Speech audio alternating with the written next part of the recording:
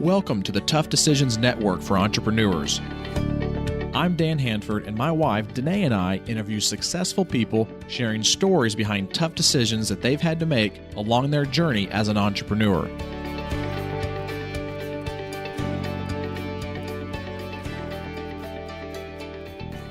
With us on the podcast today is Bobbi Rebell. She is a business owner and host of the Financial Grownup Podcast. So Bobbi, thank you for being on with us. We're looking forward to talking with you today. Thank you so much for having me. I'm a huge fan of the podcast. Well, Bobbi, I want you to start us off by talking to us a little bit about where your current focus is right now as an entrepreneur. So my focus right now is on building the podcast, which you so kindly mentioned. And one of the motivations for that is that I want to increase my reliable income. And so by having the podcast and steady sponsors, that will create more regularity. Previously, in the year and a half that I've been an entrepreneur, I've been happily surprised that I've had a lot more business than I had expected, but it still has been erratic income where it's working with brands or doing speaking engagements, emceeing conferences, doing a little bit of ghostwriting, a little bit of television anchoring. So it's sort of all over the place, but it's not steady. So my goal right now is to normalize the business and create some kind of regular income stream that's reliable so I can do more financial planning for myself and for my family. That's really exciting. Well, it's nice to kind of see, somebody on the podcast that hasn't been doing it for like 20, 30, 40 years.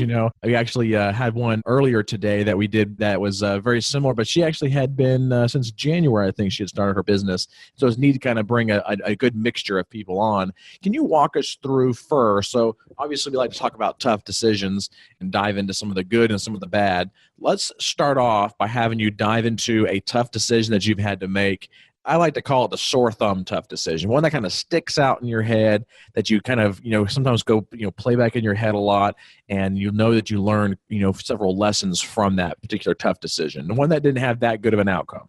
So one of my first tough decisions in my career was in my very first job, and this was at CNBC where I was a production assistant. And one day my boss called me into his office and said, "We have a great opportunity for you. You're going to go on the overnight shift." And I said, that doesn't sound, in my head, I'm saying that doesn't sound very good. I had been on the overnight shift as an unpaid intern at CNN, and I knew how hard it is, both on your body, on your social life, and also, well, it worked out for me at CNN because I was able to be more upfront and get more experience. I also knew that you're sort of out of sight, and sometimes you might not be considered for promotion. So I was very wary of it. So I asked him, well, is this a promotion? Will I get a new title? He said, "No, you won't." I said, "Will I get more money?" He said, "No, you won't." I said, "Will I get a promotion guaranteed when I am done with the shift?" "I don't know." And I said, "Well, how long will it last? Will it be 3 months, 6 months, a year? Do you, can you give me any guarantees when I'll get off?" He said, "I have no idea. It's indefinite." And I knew that people sometimes go on overnights, and if everything's going well, they're just kind of left there. So I was incredibly wary. And I asked him, "Do I have a choice?" And he said, "Sure, do whatever you want. No problem. It's up to you." And I said, "Well, then I don't know why I would go." And I think he was a little bit surprised. So that was my decision. And it really changed our relationship very quickly because he'd been someone that had been a big supporter of mine. And the tone just changed because I knew I had not made his life easy because now he had a problem. He had to find someone to fill that spot, and it made his life very difficult. And I do think that it impacted my ability to move forward in that job. And as it happens, I did end up leaving. They came to me. I had been, as I mentioned, an intern at CNN, and they were expanding. So they did come to me and invite me to come take a job over at CNN. And what's interesting, Dan and Danae, is that CNN, about a year in, did tell me I had to. It's common, by the way, in TV news to work the overnight shift because someone does all that 6 a.m. news that you see. And they said, "We do have to put you on overnights." And they did not give me a choice. They just said, "You're going on overnights. Here's the number for the driver to pick you up. Good luck with it." So I wasn't given a choice. So you're going to go on overnights at some point in the news. But he gave me a choice. And the 22-year-old me just said, "Well, why would I do that? That seems like a silly career decision." But in fact, there really were consequences because you need to have the bosses in your corner. And I lost him, basically. So when you look back at that decision that you made, do you feel like you made the right decision? I'll never really know. I know I know it's the hard. way, It's a hard because the question. truth is, had I gone on overnights, the truth is, first of all, the way things go, he didn't end up leaving right away, but bosses leave. Maybe I'm on overnights, he leaves, and there's no one there protecting me. And also, remember, they weren't making me any guarantees. So I could have gone on overnights, and then you can sometimes be lost there, because if everything's working, they're not going to actively disrupt that situation. And I certainly understand that as a 22-year-old, you're looking at your whole social life being destroyed. Basically, they weren't giving me any incentives. So I understand why I turned it down. That said, it did hurt my career prospects there. So as you say, it was a tough decision. And I did not make a decision that worked out well for me in that sense, but I don't know that I had any better choice. So That's what would you tough say is the decisions are. biggest takeaway that you had from that tough decision, looking back at it? I think I didn't fully weigh the consequences of my relationship with my boss in making that decision, because I did make his life difficult. So I can definitely see that in my relationship with me, as an entrepreneur, making decisions without having my spouse on board. And then I was just thinking, making those decisions without the boss, that's not since she's the boss, for your career.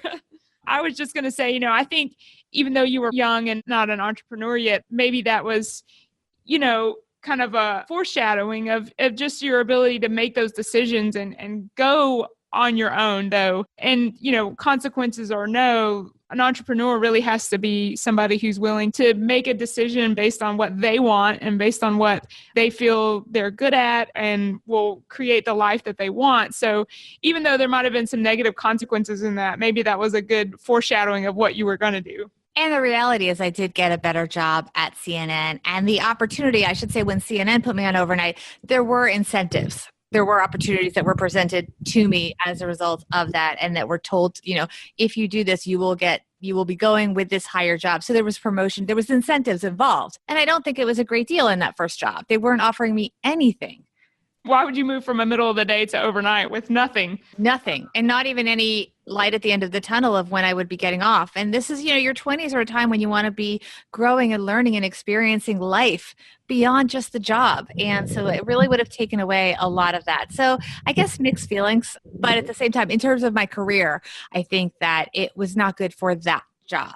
Now, one of the things that I'm kind of thinking about here as you're talking through this is your ability to make that hard and tough decision at that time, even though the consequences might fall out not in your favor, I'm sure has helped shape your ability as an entrepreneur to continue to make tough decisions that might not necessarily be, in line with what everybody else wants or what everybody else thinks is the right thing, but it's the right thing for you. Exactly.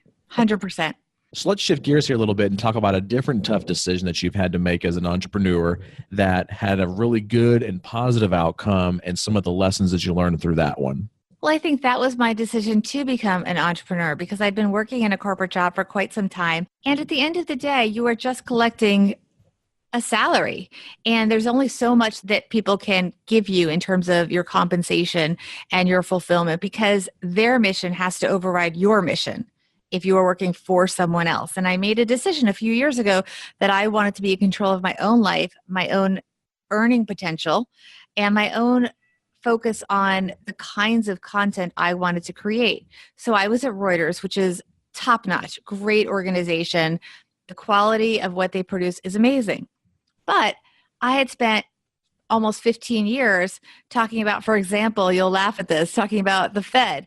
And the reality is, for many of those years, they had never done anything. And here I was interviewing people over and over again about the Fed and about economic numbers and corporate earnings. And I really wanted to do personal finance that was at a much more tangible level and would directly impact people's lives. I also wanted to do it in a way that I could earn more money, because, as I mentioned, you're limited in what you can earn. And this job was also in a union job, and unions can be great. I'm not taking a stand for or against unions, but it was a union job. So I wasn't even able to individually negotiate my own compensation, which was a frustration. So I made a decision a few years before I left to come up with an entrepreneurial venture. And that in and of itself was very hard. And you have to be very strategic in who you tell and how much you tell to those people within and then outside of the organization. So I really spent a good 1.5 to 2 years within that job planning what became the Financial Grownup franchise, the brand Financial Grownup. And so that was very tough to be in a corporate job and then building a business at the same time. And it came first with a book and then with a lot of speaking engagements promoting the book, and now is evolving into the podcast. So, Bobbi, in your time as an entrepreneur, what strategies and techniques do you really use whenever you are faced with a difficult decision? I think it's important to talk to a lot of other people. I have a few groups, but in particular one, I guess you would call it a mastermind group. And I think that getting their advice is really priceless. They have similar businesses to mine, but similar but different. That doesn't really make sense. But just, I think you guys know what I mean. I mean, we all have similar businesses, but we're growing the pie together, if that makes sense. So every one of us comes at different things from different angles. So we can talk very specifically and privately about how much we get paid for certain kinds of things. And that helps us with negotiating. What's a realistic price for something? What is never going to happen? And what's a low ball if a company says this to you? And I think that's very important to have that specific and tangible information from your peer group. And we meet virtually every couple of weeks, but also I call them brunches, basically maybe once a quarter. And I invite people that are also content creators in the money space over. And that's also really valuable to learn from other people how they're approaching their businesses. I think it's really important to interact a lot with other entrepreneurs that you have a lot in common with, because you can all lift each other up rather than compete. Yeah, the masterminds are so valuable. And I know we've both seen how those have affected our businesses. Just so many things you can learn from other people, and even just from talking through your problems and letting them help you solve your problems. It's really valuable. And to get another opinion. And what's really great about this one group is that they'll be harsh. They'll call me out on stuff and they'll say, no, you didn't do this. You said you were going to do this in the last 2 weeks. And, we kind of hold each other accountable to different benchmarks. And that's really important, because otherwise you can have excuses and things just don't get done. And this way, that they are checking up on you, and that is priceless. For sure. I totally agree. We're going to take a quick break and hear from one of our show sponsors. When we come back, we'll talk to Bobbi about her favorites as it relates to her life as an entrepreneur. Have you ever thought about investing in real estate, but find yourself so busy that you don't have time for it? Do you have FOMO, which is the fear of missing out? At HanfordCapital.com, we help investors with passive real estate investments that project better returns than traditional investment vehicles such as the stock market. If you'd like to find out more about our passive real estate investments, visit HanfordCapital.com. That's HANDFORD Capital.com. We will jump on a call with you to discuss your investment goals and to see if our investments are a good fit for you. This advertisement is not to be construed as an offer or recommendation to buy or sell a security. Visit HanfordCapital.com. All right, we are back, and we're going to be going through a series of quick questions and answers that we call the trifecta. So, Bobbi, I want you to first start us off by talking to us about your most favorite technology that you use in business that helps make your life easier as an entrepreneur. I have a lot of fun, guys, with social media. So I'm going to say 2 names because I use them together. And that is a video program called Powtoon and a graphics program called Canva. And so I use Powtoon to create promotional videos for all of my podcasts. They're usually between 15 and 25 seconds. And they feature the guest and whatever they talk about in a little teaser scenario. And then I also use Canva to supplement that, both for graphics and also to bring in additional images, because sometimes the Powtoon program may not have the graphic designs that I want. So I'll reach out and use the other graphic designs from Canva and integrate them into Powtoon. And that's been really fun. And it's really been a differentiator for the Financial Grownup Podcast. People love the promotions, and everyone can check them out on my various social media channels. What is a favorite quote that you've heard that's helped you as an entrepreneur? So this is really funny. I thought a lot about this, and there's so many great business quotes, but I recently found my yearbook from high school. And there's a quote there that is not a business quote, but I think that it's something that we should all think about in order to motivate us to move forward. And that's a quote. There was actually a documentary recently about this gentleman, but it's a quote from Mr. Rogers, from the Mr. Rogers Show, which was a show I watched during my childhood. And it's just, let's make the most of this beautiful day. And I think having that kind of optimism can really motivate an entrepreneur to move forward, even when you face different obstacles. Just, the sun is shining, you're healthy, whatever it is, focus on something positive and move through whatever challenges you have and keep that optimism. And what's a favorite book that you've read that you would recommend for other entrepreneurs? I have so many books that I love, and I usually talk about Tony Robbins' Unleash the Giant Within, because that's something that's inspired me throughout my career. But I also want to mention the book that I read most recently, and that is from Laura Vanderkam, called Off the Clock, because it's a lot about time management. And especially if you're an entrepreneur and you work from home, as many moms like myself do, and you need that time structure and you need that motivation and time management, Off the Clock is a really great resource. So I would highly recommend that in terms of new books that are out, in addition to all the Tony Robbins classics that I love. So what, Bobbi, is the next thing for you right now on your vision and dream board? I really want my podcast to be a top-ranked podcast on all of the charts and to really start impacting people on a broader scale. So that's my goal, to grow the podcast. And it's still relatively new. It's only about 5 months old.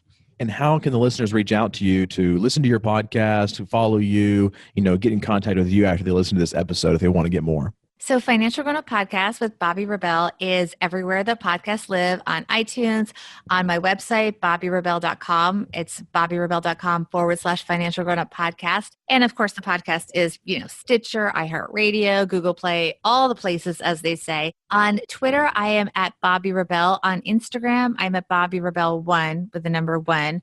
On Facebook, I have an author page because I also have a book, How to Be a Financial Grownup.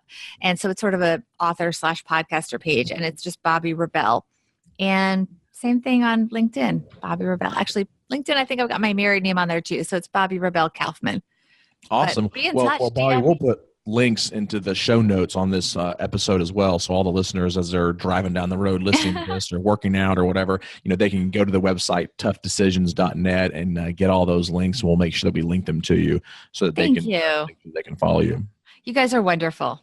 Well, thank you so much, Bobbi. Really appreciate all of your time being on with us today. It's been really fun, really a lot of good information packed into this episode. Look forward to having you on a future podcast as you continue to grow as well as an entrepreneur. Thank you. Thank you. Thank you for listening to the Tough Decisions Network. Be sure to visit toughdecisions.net to gain access to show notes for this episode and to join our free weekly entrepreneur email, where we will send you news about the latest technology for your business, inspiring quotes, and the latest books for entrepreneurs. That's toughdecisions.net.